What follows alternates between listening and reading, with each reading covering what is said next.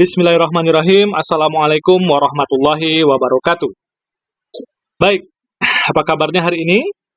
Mari sama-sama kita mulai pertemuan kita dalam semester ini di mata kuliah persamaan diferensial biasa dengan mengucapkan Bismillahirrahmanirrahim dan berniat semoga apa yang kita lakukan selama semester ini nanti adalah ibadah dan ilmu yang kita dapatkan bermanfaat dan penuh berkah. Amin ya rabbal alamin. Baik, untuk mata kuliah ini, saudara akan Bapak temani dalam belajar. Perkenalkan, nama Bapak adalah Ronald Rifandi. Bisa berkunjung ke blog Bapak untuk mengenal lebih jauh siapa sih Pak Ronald ini, gitu ya. Kemudian, Bapak alumni UNP Matematika. Kemudian juga sempat mengenyam S2 di Pendidikan Matematika Universitas Negeri Surabaya dan di Utrecht University Belanda. Kemudian sekarang Bapak tinggal di Padang. Baik, kita langsung saja. Tidak banyak-banyak ya, karena nanti kuotanya habis kan selama pembelajaran daring ini. Maka inilah outline perkuliahan kita untuk semester ini pada mata kuliah persamaan diferensial biasa. Akan ada 3 bagian, yang setiap bagian itu ada tes di ujungnya. Maka bagian pertama kita akan membahas mengenai persamaan diferensial. Apa sih persamaan diferensial itu? Apa saja jenis-jenisnya? Dan termasuk masalah nilai awal dan masalah nilai batas. Ini ada 2 sebenarnya, masalah nilai awal dan masalah nilai batas. Setelah itu kita akan masuk ke pembahasan mengenai PD biasa. PD yang dimaksud di sini adalah PD biasa. Oh, kalau gitu ada yang nggak biasa dong, Pak. Nah, silakan dibahas nanti di bagian klasifikasi PD. Lalu kita akan bahas tentang PDB orde 1. Ada PD eksak, ada PD non-eksak dengan faktor integrasi, ada PD variabel terpisah, ada PD homogen, ada PD linier, ada PD Bernoulli, dan kita lengkapi dengan pembahasan mengenai aplikasi atau penggunaan konsep-konsep PDB orde 1 tersebut. Baik di bidang-bidang yang matematika maupun bidang-bidang lain yang berkaitan dengan hal itu. Di bagian pertama adalah konsep dasar tentang PD dan fokus kepada PD orde 1. Setelah itu kita ujian pertama, ujian blok 1. Kalau PDB orde 1 selesai, kita setelah tes, kita akan lanjutkan pembahasan ke PDB orde tinggi. Kalau orde tinggi berarti ordenya lebih dari 1. Mulai dari 2, 3, 4, dan seterusnya. Apa itu orde? Anda akan membahasnya di sini. Oke? Namun karena keterbatasan waktu kita barangkali hanya akan membahas PD orde tinggi ini bermain di PDB orde 2 ataupun nanti menyinggung sedikit PDB orde 3. Namun konsepnya sebenarnya bisa diperluas menjadi orde N. Pertama kita akan lihat konsep dasarnya PD linier dalam PD orde tinggi ini. Lalu menyelesaikannya dengan metode koefisien tak tentu. Menyelesaikannya dengan metode variasi parameter. Dan ada PD Cauchy-Euler. Setelah itu kita akan ujian yang kedua. Selesai bagian kedua, maka bagian terakhir dalam pembelajaran kita adalah tentang solusi deret pangkat, metode Frobenius, sistem persamaan diferensial. Ada sampai akhir kita akan membahas sistem persamaan diferensial. Nanti ada metode-metode yang berbeda-beda. Ada yang metode matriks, ada dengan transformasi Laplace, dan seterusnya. Setelah itu, kita akan melakukan ujian akhir semester. Jadi walaupun nanti ujiannya ada 3, di dalam sistem tentu yang tercatat hanya 2 ya. Ada ujian tengah semester dan ada ujian akhir semester. Nanti akan Bapak lihat nilainya nanti akan dijadikan 2. Tes 1, tes 2 ini kita anggap mid semesternya, lalu UAS-nya kita kita anggap 1 ya tetap. Atau tergantung kesepakatan kita nanti. Apakah UAS ini sesuatu yang menyeluruh dari awal sampai akhir, maka tidak masalah juga, sesuai dengan ini kita. Tapi yang Bapak rancang nanti bisa didiskusikan di e-learning kita. Yang Bapak rancang adalah bobot masing-masing tes sama. Karena dia memiliki bagian-bagian materi yang kurang lebih sama. Nah, itu pembahasan kita di persamaan diferensial biasa. Ada topik-topik lain yang di luar ini, namun karena terbatasnya waktu, kita tidak membahas keseluruhan. Apa saja referensi yang kita pakai? Referensi wajib ya, Ross, bukunya Ross, ini buku legend ini. Kalau di WNP ini kita pakai ini.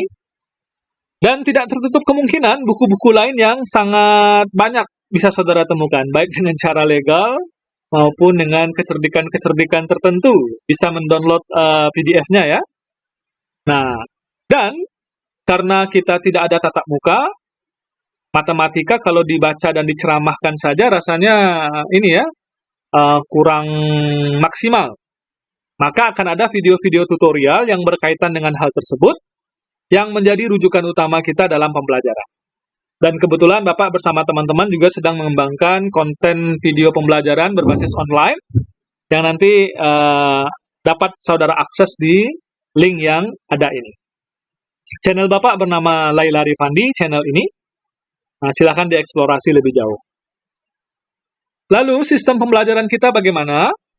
Tentu selama pandemi, walaupun sebelumnya di UNP juga sudah diterapkan, sebelumnya itu 50%, tapi sejak pandemi COVID ini, kita diinstruksikan 100% menggunakan e-learning. Maka, pembelajaran akan dilakukan melalui platform e-learning. Selain itu, Bapak juga akan menggunakan Google Classroom. Kadang-kadang e-learning ini down, kadang-kadang dia terlalu banyak yang akses, down. Dan ada beberapa fitur yang mungkin lebih easy untuk dipakai ketika kita menggunakan Google Classroom. Oleh karena itu, Bapak yakin semua sudah punya akun email ya, baik Yahoo, kemudian Microsoft, Gmail, Outlook, dan lain-lain. Tapi, Bapak minta saudara sekalian untuk membuat, kalau belum ada ini ya, karena Bapak yakin kan alamat emailnya macam-macam ya, Bapak minta alamat email yang saudara pakai untuk pembelajaran di Google Classroom ini adalah alamat email dengan nama asli saudara yang bisa terdeteksi.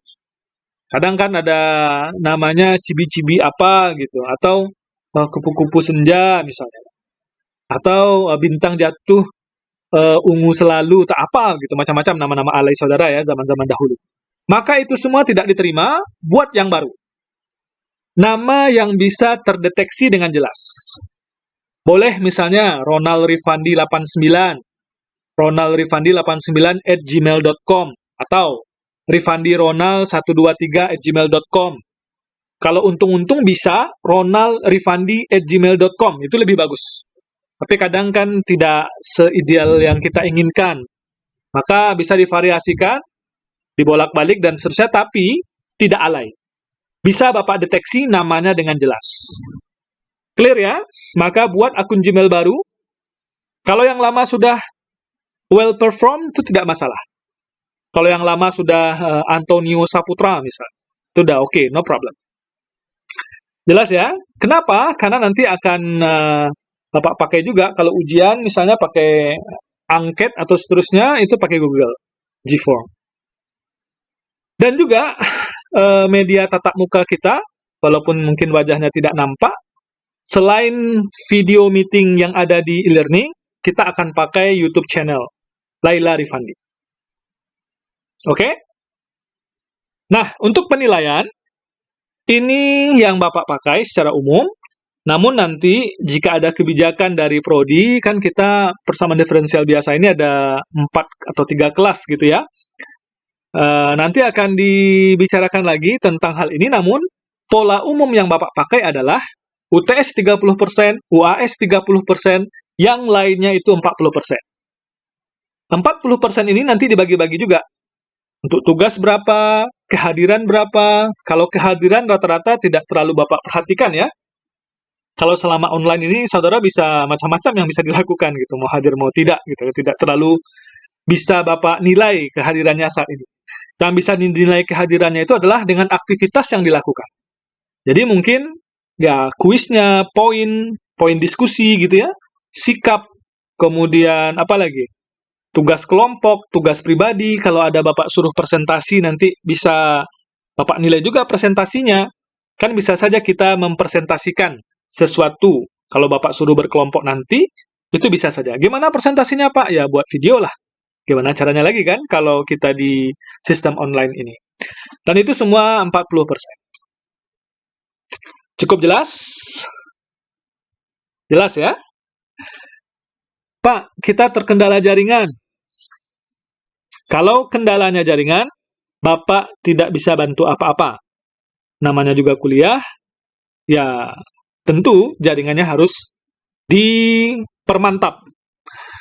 Akan ada toleransi-toleransi memang, namun kita sudah 1 semester ya, setengah semester yang lalu kita sudah online. Harusnya saudara sudah punya cara untuk mengantisipasinya.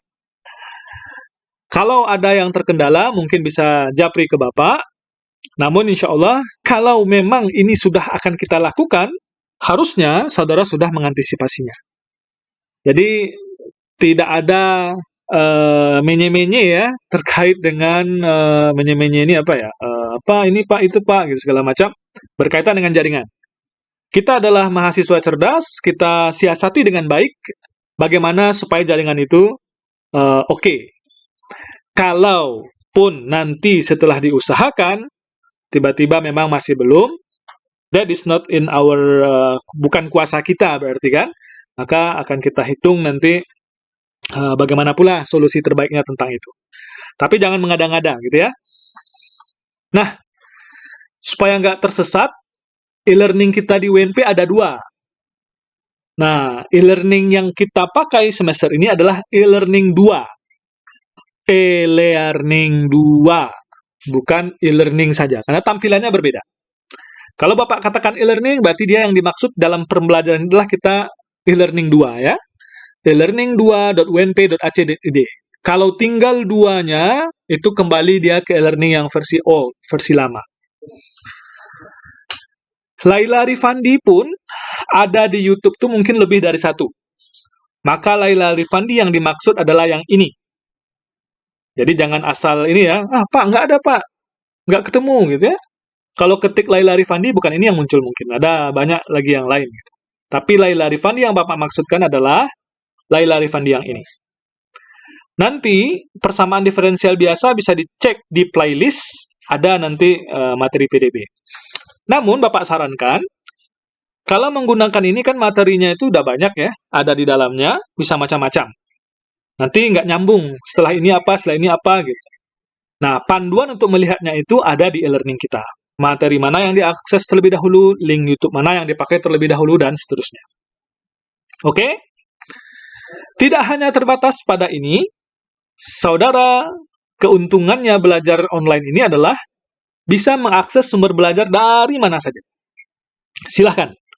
Asalkan sahih dan valid gitu ya. Untuk buku bagaimana Pak? Harus juga kita punya buku. Ya, alangkah lebih baik demikian, karena buku paket dan textbook itu penting. Apa bukunya? Silahkan Bapak beri kemerdekaan untuk mengakses buku mana saja yang berkaitan dengan topik kita. Nah, itu penjelasan silabus kita, RPS, dan juga sistem pembelajaran. Langsung tugas 1 ya, untuk pertemuan berikutnya. Tugas kita ada 4. Yang pertama ada di e-learning, yang kedua ada di e-learning, yang ketiga juga ada di e-learning, yang keempat, ini juga ada di e-learning, tapi Bapak sampaikan di sini, bacalah dan buat ringkasan catatan pribadi terkait topik definisi PD, klasifikasi PD, dan solusi dari sebuah PD. Formatnya bagaimana? Terserah. Dan ini ditulis dengan tangan di buku. Kemudian di-scan atau di-foto, boleh, tidak perlu scan juga. Pak, kita nggak ada scanner, Pak. No problem. Foto aja. Lalu, foto itu diatur di Word. Dan Word-nya dijadikan PDF. Atau, kalau scan kan langsung jadi PDF dia. Kalau foto bisa dirubah jadi PDF ya, silahkan juga. Yang penting dia tulisan tangan. Dan ditulis nama, jangan lupa. Di kertas itu ditulis nama. Jadi harapannya ini dikerjakan di buku, lalu bukunya difoto, fotonya di PDF-kan. Cara mem-PDF-kan, silahkan variasikan. Boleh langsung PDF, tapi dia satu file yang dikirimkan ke Bapak. Dan jadwalnya ada di e-learning kita. Oke, semoga bermanfaat. Dan jangan jadikan hambatan-hambatan dalam pembelajaran online ini menjadi penghambat kita untuk mencari ilmu. Adik-adik kita yang SD, SMP, SMA saja bisa survive. Kenapa kita yang sudah kuliah tidak? Semoga bermanfaat. Terima kasih banyak. Mohon maaf. Assalamualaikum warahmatullahi wabarakatuh.